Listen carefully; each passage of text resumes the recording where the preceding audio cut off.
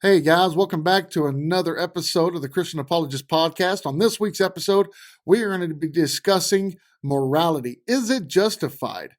Can Christians only be moral, or can atheists be moral? Can other religions be moral? Where does morality come from? Find out in this episode coming right up. So, is morality justified? What is good? What is evil? I mean, how do we know what is good and what is evil? Where do our moral standards come from? These are good questions, but morality has to have a standard above us. If it doesn't, then there's no longer a standard, but it's a subjective opinion. And Richard Dawkins, one of the world's most famous atheists, in his book River Out of Eden on page 133, he says, there is no good and there is no evil. To Richard Dawkins, what Adolf Hitler did was not evil. Using that same logic, we can also say anything Richard Dawkins says isn't good. So why should we be listening to anything he has to say?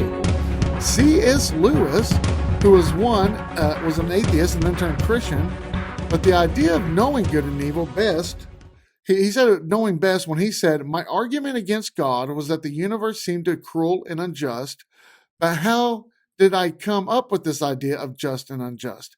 A man does not call a line crooked unless he has some idea of how straight a line is. What was I comparing this universe with when I called it unjust?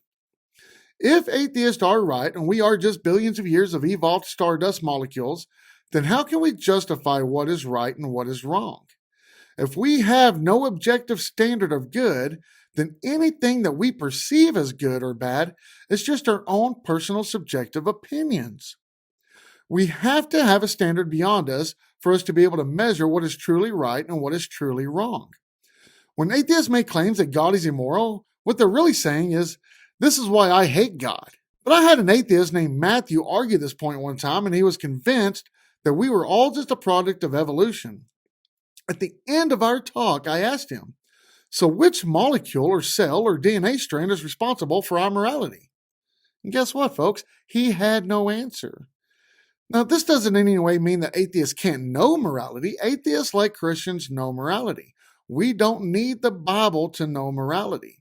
This isn't a question of ontology, that being that we know morality, but a question of epistemology, of how do we know morality. We all understand, we all know what is right from wrong and good from evil. I'm asking atheists how they can justify morality. How can they justify how they know right from wrong? Christians can justify morality because we know that morality comes from the moral lawgiver and the nature of God. He is the standard of good. But for atheists who don't believe in God, where do they think that knowing morality or knowing good and bad comes from? How can billions of years of evolution teach us what is right and what is wrong? Darwin says, with me, the horrid doubt always arises whether the conviction of man's mind, which has been developed from the mid of the lower animals, are any value or at all trustworthy. Would anyone trust in the convictions of a monkey if there are any convictions in such a mind? Now, if there is no objective morality of good, then burning babies is just objectively wrong. We couldn't say that Hitler killing millions of Jews, homosexuals, different ethnicities, and people with disabilities in the Holocaust was wrong at all. It's just a matter of our opinion against Hitler's opinion. Hitler thought what he was doing was good for the human race. He saw no wrong in killing people to better humanity. If there isn't an objective morality of good, if there isn't a moral lawgiver, then Hitler isn't objectively wrong. He is only subjectively wrong according to people's opinions. I mean, that's just your opinion against Hitler's or Stalin's or even the attackers of 9/11 in New York. There is nothing biological or chemically inside of any of us that tells us what is right and wrong. The reasons we know right from wrong is from the moral lawgiver, and he placed these morals on our hearts, and it says that in Jeremiah 31:33 and in Hebrews 8:10. He says, I will put my laws into their minds and write them on their hearts, and I will be their God, and they shall be my people. Biology and chemistry are descriptive in nature, but they are not prescriptive in nature. Evolution can show us what does survive, but it cannot show us what should survive. In 1991, the world was in disgust by the actions that came to light of one of the most famous cannibals of all time, Jeffrey Dahmer. Dahmer had killed 17 people in a 13-year span. He dismembered their bodies and keeping some of them body parts as souvenirs. This was a horrific, evil thing that he had done. But when Dahmer was questioned about his actions, he stated, if a person doesn't think there is a God to be accountable to, then what's the point of trying to modify your behavior to keep it within acceptable ranges? That's how I thought anyways. I always believed that the theory of evolution is truth, that we all just came from slime. When we die, that was it. There was nothing. Now, I'm not saying or claiming that all atheists are deranged lunatics like Dahmer was, but most atheists, like everyone else, have good moral values. But you can see how Dahmer justified his behavior by thinking he would never have to appeal to a morally justice God. His killings were justified to him by his subjective opinion on what he thought was right and wrong. Atheists claim that morality is the process of evolution. But here's my question to all you atheists out there, and hopefully some are listening. Suppose morality is the product of evolution. Let's just pretend for a minute that it is. If evolution, by definition, is the process of things constantly changing, then someday, maybe rape and murder will be morally good. Now, I'm sure that question will never be answered. Why? Because if they say no, then they're admitting not all things evolve.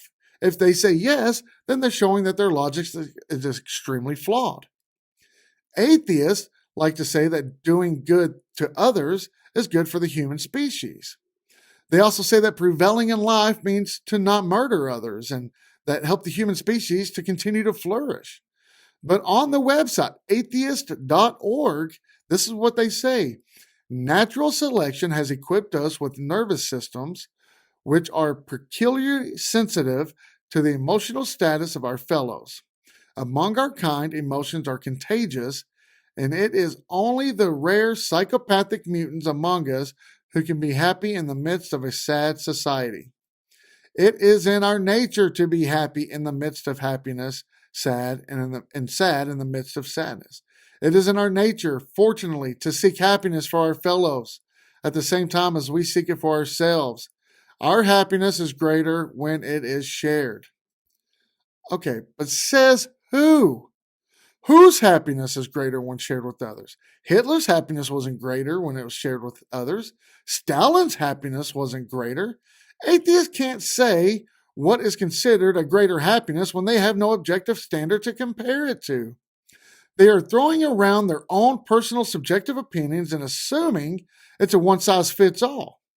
Now, some of what they say I do agree with, but there is a problem with their ideology.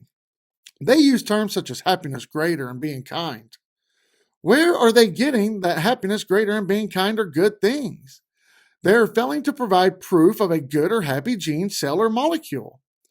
There is nothing inside of us biologically that shows us what happiness and kindness is or should be. For atheists, this is just all a matter of personal subjective opinion. Dahmer, Stalin, and Hitler didn't share the same opinion when it came to the murdering of innocent people. For them, happiness, greater, and goodness was the murdering of innocent lives. They believed they were doing a good thing by killing people. If you're an atheist, then what they did is just a matter of your opinion against theirs. When referring to something as being good and need to have an objective standard above your own, if there's no objective standard, then it's just a matter of your opinion. When speaking to religions, Christians more often than not, honestly, atheists like to resort to Plato's Euthyphro dilemma. Now, what's Euthyphro dilemma? Plato had a dialogue, and the dialogue Socrates asked Euthyphro this question: is it moral because God says so, or does God say so because it's moral? Now, this was a dilemma indeed for Euthyphro. Either way he answered would point to God not being a just, morally good God.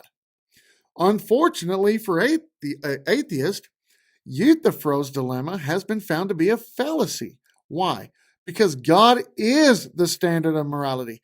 He doesn't look to a higher power to know what good morals are when he himself is the standard of such morality. The question asked by Socrates is presuming God has to look somewhere other than himself for an answer to morality. Now, atheists can ask Christians, what is good then? And they can turn the same question around on us as we do on them. But we have a short and simple answer to this. It's summed up with the philosophical notion of identity expressed symbolically as A equals A or B equals B. When one thing is identical to another, there are not two things, but only one. So when Christians speak of good, we are speaking of the very characteristics and essence of God's nature. There's not a difference in the two. Moral arguments are some of the hardest for atheists to debate about. Why? Because they have no means of recognizing where it comes from. They have no way of justifying it. Christian author Greg Koukl puts it like this: goodness is neither above God nor merely willed by him. Instead, ethics are grounded in his holy character. Moral notions are not arbitrary and given to caprice. They are fixed and absolute, grounded in God's immutable nature. Now, I have heard people say, if your God is the standard of morality, then count me out. And I'm like, why? Because they either misunderstood, misquoted, or they have heard wrongly what they believe to be questionable events in the Bible. Author of An Atheist's Values, Richard Robinson, said in his book, a God who was all-powerful but left much misery in the world would be all-benevolent. An all-benevolent God in a world containing much misery would not be an all-powerful God. A world containing a God who was both all-powerful and all-benevolent would contain no misery. So is God immoral for allowing evil to exist and continue? Why doesn't God put a stop to all the evil acts? If he is the standard of morality and why doesn't he put a stop to all the evil? Then wouldn't that prove that he doesn't exist or that he's not immoral? That he's not moral? And it's no. Why? Because atheists everywhere love to point out what they believe is a flaw for theism, usually Christianity, and that's concerning all the evil that takes place on a daily basis, unless you're Dawkins and you just don't believe in evil at all. But first, let's look at God getting rid of all the evil. To get rid of all the evil in the world, God would have to get rid of all of humanity. Why? Because we all have sinned and fall short of the glory of God, Romans 3:23. None are righteous, Romans 3:10. So who would they like God to start with? Do they want him to start with themselves? With you, with me, my family, your family, his family? It's funny to me when people always mention God ridding the world of evil because they never want to point the finger at themselves. They never do. They want to point the finger at everybody else. What atheists fail to understand is even though it's logically possible for God to get rid of all the evil, which they won't like the results of that, but it isn't achievable with free will beings. Why? Because there are some things God can't do. I mean, yes, I just said that. Everyone says God can do anything, but there are some things that God can't do. You heard me correctly. God can't create a being with free will and also force them to do only good. That's no longer free will. He can't give us free will and then force us not to commit evil. He also can't give us free will and force us to love. Love can't be forced by definition, but it's only given through free will. It's like saying God can't create a married bachelor. Well, of course he can't create a married bachelor. That wouldn't make sense. It's not logically achievable. C.S. Lewis said, if a thing is free to be good, it is also free to be bad. And free will is what has made evil possible. Why then did God give them free will? Because free will, though it makes evil possible, it's also the only thing that makes possible any love or goodness or joy worth having. So by allowing us to freely love him and do good things, it also gives us the right to not love him and commit evil. Free will gives us all the rights to choose between good and evil. If he takes away our free will, he also takes away the good we have and the love we have for him and for each other. If God was to put a stop from all people committing evil, he's ultimately removing our free will. God didn't create us to be robots, and he doesn't want to force us into loving him. Forced love isn't love. A man cannot force a woman to love him. If he tries, she would only end up despising him. John Morrison, a Christian author's rebuttal for this, says, think about evil as you would think of counterfeit currency. A counterfeit is the corruption of something real. You can have real currency without the existence of counterfeit, but you cannot ever have counterfeit without the real thing existing first. Evil is dependent on the existence of goodness, but goodness is not dependent on evil. Goodness was here first. It is an absolute. Evil must always be thought of in a relationship with absolute goodness. I like to say that evil isn't an argument against God, but it is for God. How? Because we can have good without evil, but we cannot have evil without the good. It's like saying we can have the sun without shadows, but we can't have shadows without the sun. The same as with evil. Evil only confirms the presence of God, just like the shadow only confirms the presence of the sun. But once again, all this explanation of good and evil is unnecessary if you're an atheist, because you are using words such as good and evil, and without the standard of God's moral nature, that's only your subjective opinion against everyone else's. We're going to take a quick break, folks, real quick. Give our sponsors a shout. Stay tuned. We'll be back in 2 minutes. Okay, guys, welcome back to the Christian Apologist podcast. We are talking about morality, goodness, evil, if atheists can justify morality, how Christians justify morality, where does morality come from? And we left off by talking about the presence of God and how atheists can't use words such as good and evil without it being a subjective opinion, since they don't believe in a moral standard or an objective standard of God. But let's continue on. What about diseases and hurricanes, tornadoes, earthquakes, and all that other worldly disaster? I mean, wouldn't that just disprove God's existence because it's all bad? No, not really. Why?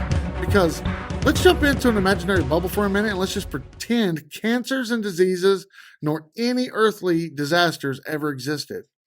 If we knew that our chances of living a much longer life was multiplied, how careless would we be with our lives? Ask yourselves that. We wouldn't be worried about much of anything because living a long life was almost a certainty. We most likely wouldn't bother to seek forgiveness until we were much older in age, and only then would we really start looking at the purpose of our own personal lives, and that probably wouldn't happen until we're in our late 70s and 80s. Not only that, but as mentioned before, we were not designed to live forever in these bodies. Natural disasters, on the other hand, happen because the earth was never meant to be a permanent home for us. It's only a temporary home. A life with God in heaven, or a life without God, which is hell, is our eternal home. J.P. Moreland says, God maintains a delicate balance between keeping his existence sufficiently evident so people will know he's there, and yet hiding his presence enough so that people who want to choose to ignore him can do it. This way, their choice of destiny is really free. See, God has many times gotten rid of evil. He did exactly what the atheists claimed they wanted him to do to prove himself as the standard of good and as God, but they still reject him. But when did this happen? Well, I don't know, maybe like in the day of Noah in Genesis 6:5, and God saw that the wickedness of man was on earth was great, and that every imagination of the thoughts of his heart was only evil continually. So God destroyed evil with the flood, but instead of atheists accepting him, they now call him evil and a moral monster for getting rid of evil. It's like they can't make up their mind. They also like to point out the time that God had Israel destroy the Canaanites. But once again, God did exactly what atheists said that he doesn't do, and he got rid of evil. Atheists can't make up their minds. I mean, I just want to point out that the majority of the atheist community is pro-choice. That is a fact, meaning they are completely for abortion. But let me ask all the atheists this. Why is it when God plays God, he's immoral, but when people play God by killing babies, he's a moral, it's our moral right as humans. But as God, he's a moral monster. But let's just go back to what we were saying about the Canaanites. They were not good people. When God had the Israelites kill the Canaanites, it wasn't because they were just a bunch of good people running around. They were literally performing bestiality, sexual perversions, incest, murdering, and they were burning their babies alive on the molten hot arms of their god Moloch. The musicians were having to beat their drums extremely loud so that the parents of the babies wouldn't even have to hear their own babies screaming. So God commanded the Israelites to destroy them. And you mean, and I'm not talking about all of them, and that's what a lot of atheists like to say. And no, it's not all of them. How do we know that? Because destroying of the Canaanites was a command of the Old Testament, and yet in the New Testament, one of Jesus' original 12 disciples, Simon, was a Canaanite, and you can find that in Matthew 10:4 and Mark 3:18. But the Bible does say in Deuteronomy 20:17, completely destroy them. The Hittites, the Amorites, the Canaanites, the Perizzites, the Hivites, the Jebusites, as the Lord your God has commanded you. So if he wasn't commanding the Israelites to destroy all of them, why would the Bible say that? Well, the entirety of the Bible isn't meant to be taken literally. We talked about this last week in one of our YouTube videos. Why? Because the Bible is written in many different styles. We talked about this last week. Poetry, songs, wisdom, prophecy, apocalyptic, parables, historical, metaphorical, etc. If I was to watch a football game and I said, my team annihilated the other team, would you think that I meant that my team actually killed another entire team? No, you would know I was speaking metaphorically. The same as with the Bible. So when people ask if the Bible is meant to be taken literally, I always tell them where it's meant to be taken literally. You know, there's a great book out there by Paul Copan called Is God a Moral Monster? This is a great book. I've read it more than once, and it's great for those that are trying to understand many questions, especially things of the Old Testament. He goes into much more details than I can on this podcast or on any kind of YouTube video. And the next biggest argument, though, for God and his moral standards are all the atrocities throughout the Old Testament. And this is what Paul Copan's book goes over. I mean, but every time you turned around in the Old Testament, God was giving one command after another to the Israelites. Now, many of these commands seemed like nonsense at first glance, and other commands just seemed flat out evil and cruel, honestly. But just a brief description of some of these are, you can't wear anything with a mixed thread type. Don't eat pigs. See that right there? I would have made a horrible candidate to live in those days. I love ham and bacon. So thank goodness I wasn't alive back then. Don't boil a baby goat in its mother's milk. Don't eat fat. Honestly, me and God agree on that one. I still don't eat fat and I can't do it. I will puke. Slavery seemed to have been endorsed in the Old Testament. Many atheists also claim the Bible says if a woman's raped, she must marry the man who raped her. And the list goes on and on. Now, why would God have such bizarre commands? Well, I want to point out that these commands were not meant for everyone and for all times, but specifically commanded for the Israelites in those days. Why? Because in the Old Testament days, from the time of Moses to King Saul, Israel was in a theocracy. Now, what is a theocracy? We've gone over this many times, but I'll do it again. Theocracy is when people are governed by God or those appointed by God. Another thing is, a lot of those commands were given to separate God's holy people, the Israelites, from the rest of the world. He wanted his people to stand out among others and not to blend in. He wanted the rest of the world to know that the Israelites were his people and have different standards from the rest of them. Now, some of the commands were given to just keep the Israelites healthy. For instance, pigs. Pigs are filthy animals. As delicious as they are, they're filthy. And in those days, they didn't have refrigerators or the technology we do nowadays and to clean and disinfect animals. So yeah, he was trying to keep them healthy and clean. So by eating certain things, that could have definitely made them sick and die. And as far as a woman being forcibly raped and then forced to marry her rapist, that's just complete nonsense, people. Nowhere in the Bible does it say that. The text they are trying to quote, and they're misquoting horribly bad, is the scripture in Deuteronomy 22, verses 28 through 29. This is what it says. If a man meets a virgin who is not betrothed, and seizes her and lies with her, and they are found, then the man who lay with her shall give to the father of the young woman 50 shekels of silver, and she shall be his wife because he has violated her. He may not divorce her all his days. Now, what this means in modern terms is if a man finds a girl and they have consensual sex and it's discovered, he has to marry her. Consensual sex is what that's referring to. For one, why did they do this? Because it kept people from sleeping around. Two, it stopped men from sleeping around and then dumping women if they got pregnant. And three, this also gave women in those days financial security, because in those days, women didn't have financial security as they do nowadays. But let's look at the next verse, Deuteronomy 22, 25 through 27.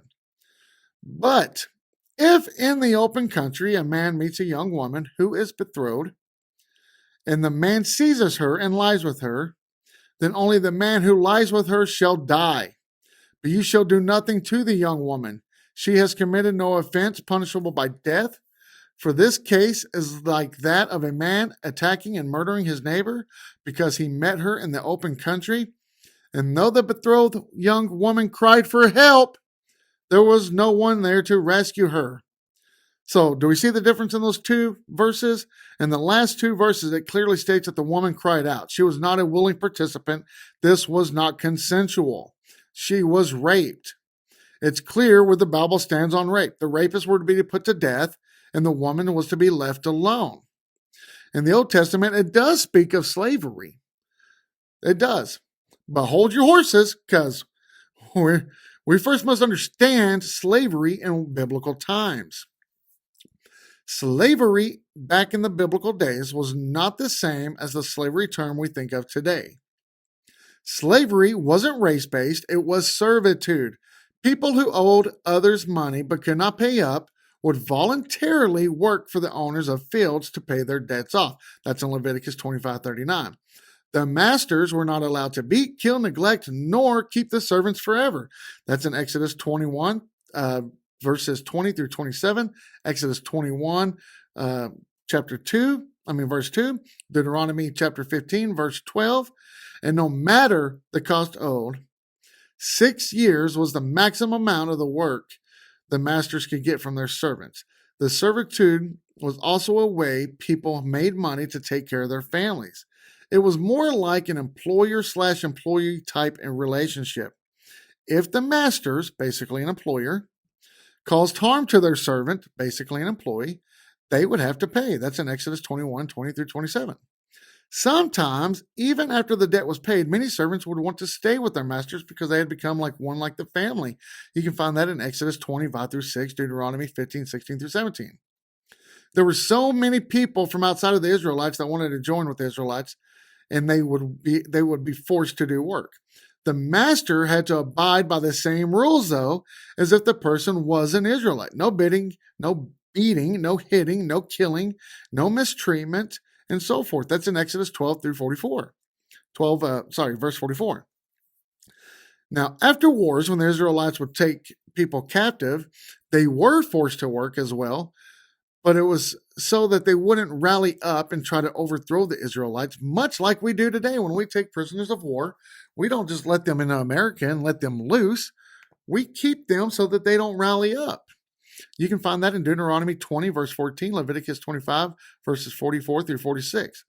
Now, as you can see through the many examples given, slavery, the word used in the 21st century sense, nor rape was ever condoned. But once again, the book, Is God a Moral Monster?, covers all these questions, concerns, confusions, and much, much more, in much more detail than I can here. But without a universal moral standard from God, then only moral relativism applies. What's moral relativism? Simply put, whatever culture you grow up in, that's your moral compass. If your culture says it's okay to burn alive the second-born child, then it's okay.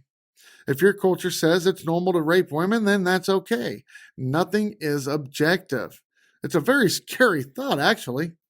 So does this evidence point to God being a moral monster? Or does it show that the ones reading the Bible aren't interpreting the Bible correctly?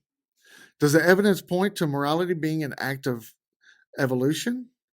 Or does the evidence for morality point to a moral lawgiver we call God? I'll let you decide. Y'all join us next week for another episode of the Christian Apologist podcast every Wednesday at 8:15 a.m. I also ask that you go to iTunes, give us a 5-star rating, leave us a review. It just helps us to get notified a little easier. It helps to get watched a little easier. If you haven't subscribed to our YouTube channel, as you subscribe to our YouTube channel, hit the little bell notification. You'll be updated or notified every time a video is posted. We post videos every Monday and Thursday. Go to our Facebook page, go to our Instagram page. We're pretty much everywhere. So go to our pages, like them. Thank you for watching. Thank you for listening. And God bless.